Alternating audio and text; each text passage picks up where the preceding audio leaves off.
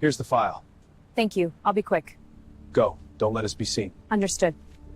I was thinking about the gatekeepers of the UFO narrative. And my question, the one that sits right at the centre of the heart of it for me, is who controls the narrative. Now, I know we talk a lot about the deep state and the Pentagon and Air Force or Navy insiders, but have they got useful people on the outside as well, especially people who can infiltrate what we're doing and what we're thinking about? So if you followed the topic for any length of time, you'll probably have noticed something strange. Certain journalists, researchers and former government insiders always seem to break the biggest stories, don't they? They're the ones with the leaks. They're the ones with the sources. They're the ones who appear on the biggest stages, on the biggest podcasts, with the biggest audiences. So my question is, why them? Who are their sources? Why do these same names keep appearing again and again? And most importantly for me, why do the rest of us tend to follow their lead? Jeremy Corbell's of the world, Ross Coulthard, break a lot of news stories, don't they? Craft hidden in plain sight, so big that they've had to put a building over them. You know, I'm starting to wonder about these people. It's not about accusing anybody of bad intentions. Instead, what I'm trying to understand is the structure of information control around one of the most serious subjects that's facing us here on Earth. Okay, so the UFO topic, now often we call it UAP, or unidentified anomalous phenomena, went through a massive shift starting in 2017 with the Leslie Kean, Ralph Blumenthal massive piece in the New York Times. Bombshell article in the New York Times, I should say, revealed the existence of a previously secret Pentagon program investigating UFO encounters. Suddenly, something that had lived for decades on the fringe of culture is now appearing in mainstream media. Former intelligence officials began speaking publicly. Military pilots coming forward, Dave Fravor, Ryan, describing encounters with objects that appear to outperform known aircraft, known to us anyway. Congress has held hearings, which was absolutely massive, you'll agree. But almost immediately, a pattern has emerged. The small group of individuals seem to be at the centre of every major development. They had the documents, they had the whistleblowers, they had the access. Do you know what I mean? They seem to be controlling what we are seeing or what news is broken to us. How does someone become the person who receives these secrets? How did Jeremy Corbell? I can understand with George Knapp and the work that he's done in journalism. He's a titan. He's a titan. I'm not really understanding the Jeremy Corbell thing and how he's ended up in the position that he's in, where he's dropping all this massive, world-shattering data, and we only seem to get a taste. We don't get the whole thing. We get a little taste.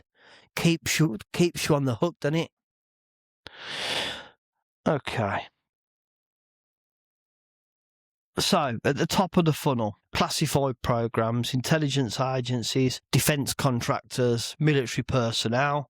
At the bottom of the funnel is us, the public. Between those two layers are filters, people who translate, interpret and release information.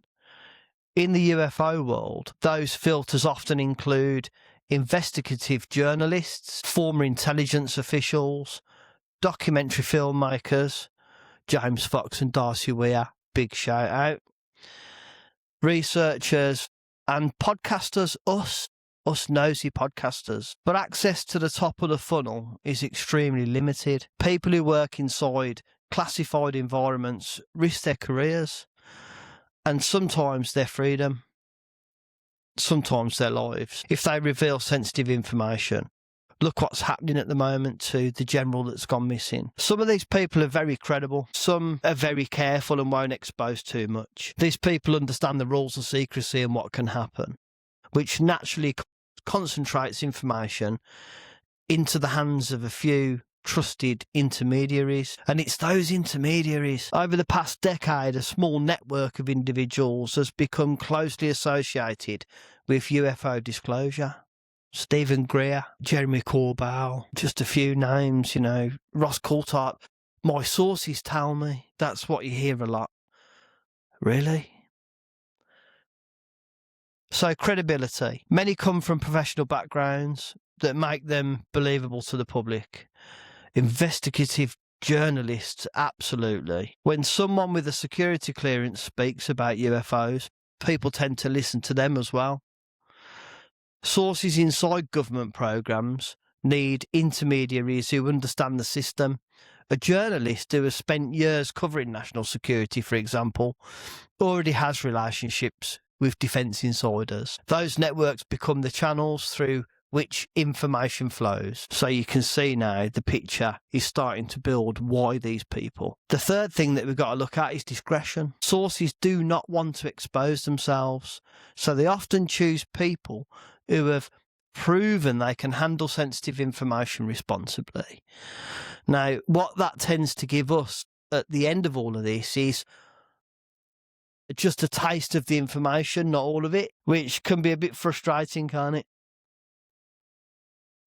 That means protecting identities, verifying claims, and sometimes holding information back until it can be corroborated. Another thing that has to be done for journalists and podcasters alike is due diligence, checking out the backgrounds of these people and making sure that you're not talking to an actual, a complete nut job who just wants to be famous, so just comes along and says that they've been abducted or some other things happen to them. Sorry, my cat's just having a go at the microphone. Over time, this creates a trusted circle. Once someone becomes part of that circle, more sources are likely to approach them. So this is what happens. This is why your Ross Coulthards, your Jeremy Corbells, your George Knapps, Stephen Greers tend to get these sources coming forward to them, and they're not just coming out to anybody, they're coming out to trusted people as they see in their eyes as trusted. There's another layer of this story that complicates things, though. Intelligence agencies have a long history of information management. Sometimes they release information intentionally, sometimes they allow leaks, sometimes they stay silent, and sometimes they use intermediaries to spread false information. We know who those people are, we think. Just go onto your social media, have a look at UFOX, and you know who these people are, don't you? Yeah, you see them all the time.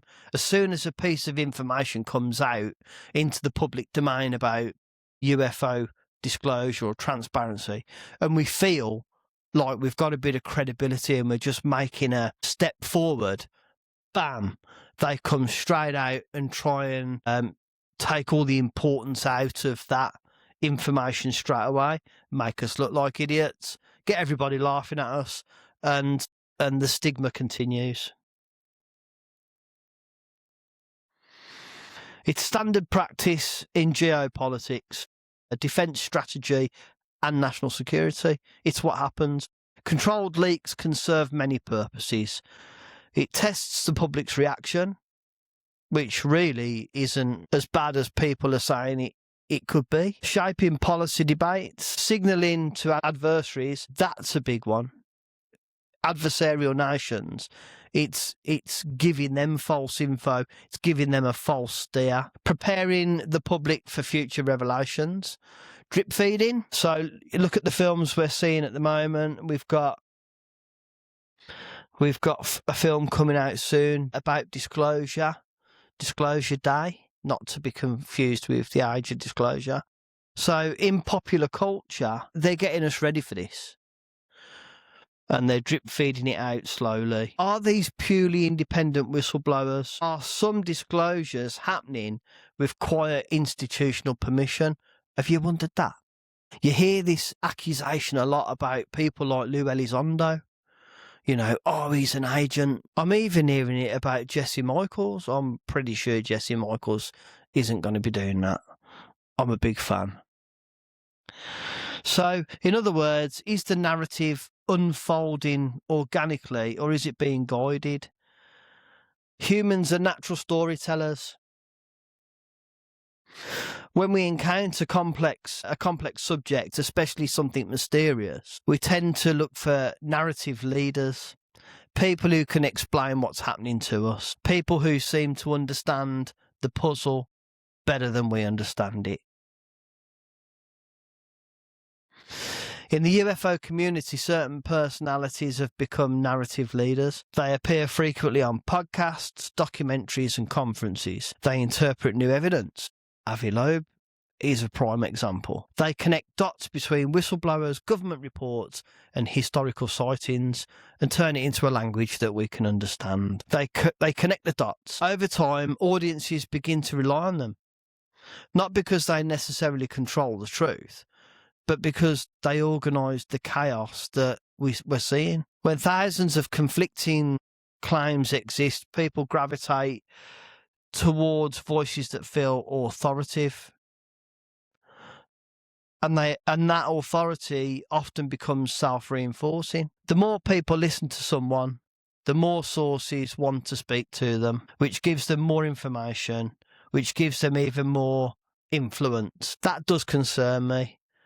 The influence and getting a bit big for your boots, really, is what concerns me with that. Is that what we're seeing with some of these people? And then being accused of the grift. I'm writing a book. You know, please see this in my book. Buy me a coffee. It's all on Patreon. And I'm not knocking that because people need to earn a living. And I guess if they're going to dedicate their lives full time to this topic, then they need to earn a living. I get it. But it just makes people a bit suspicious and it makes people talk about the grift.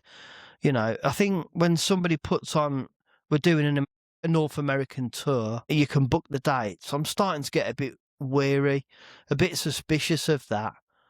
You know, as soon as you're having to start booking tickets to go and listen to somebody talk, I don't know, man. There's something about that for me.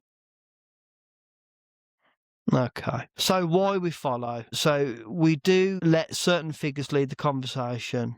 Information scarcity is a big driver of this. We get impatient. When very little data exists, the people who have a little more knowledge naturally become the honey to us bees.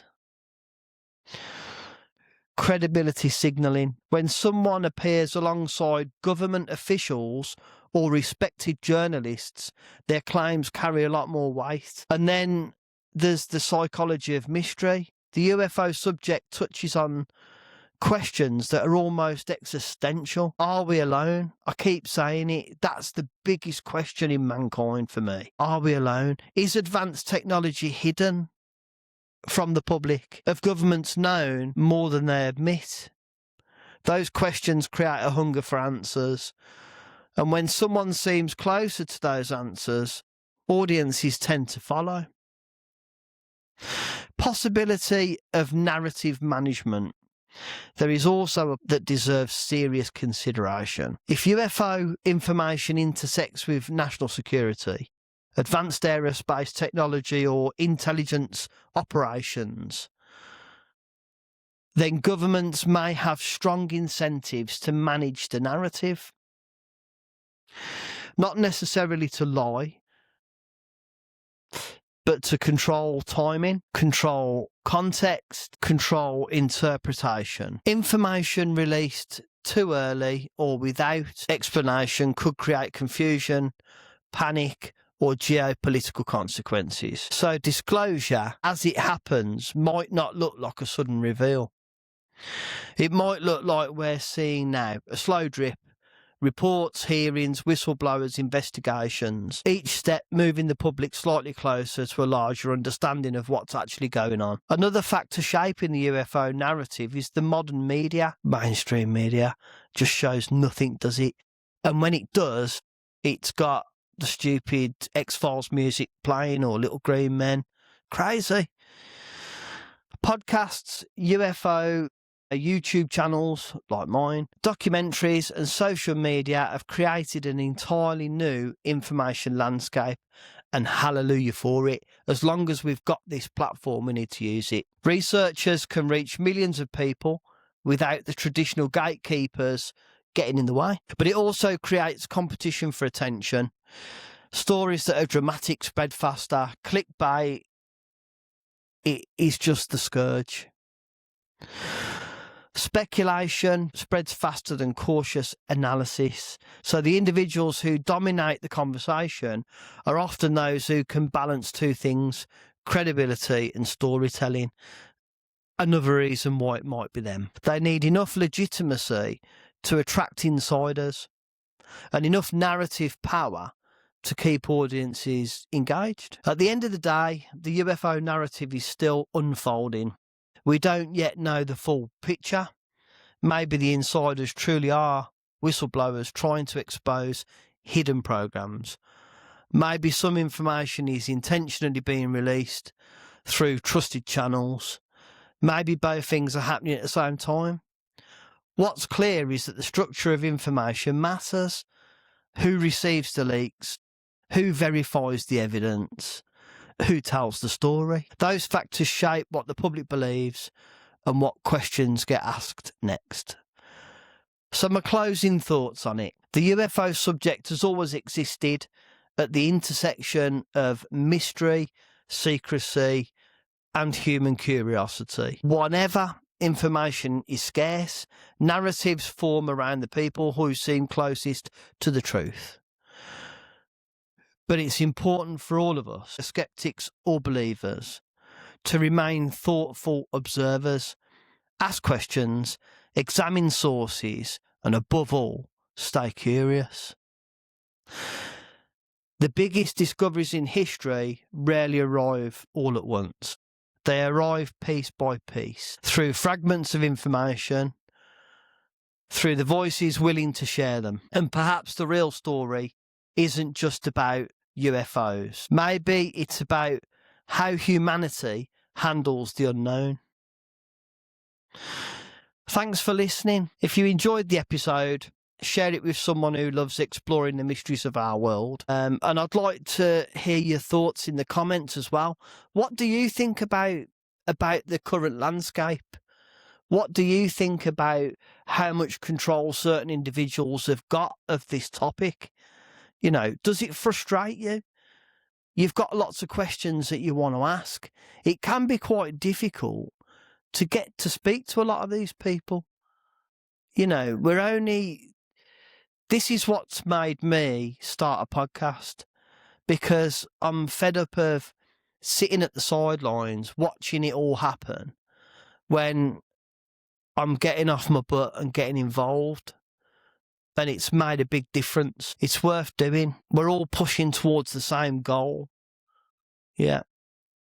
Okay, right, I'm off my soapbox. Slightly different episode, but thanks for listening. Stay curious. Goodbye.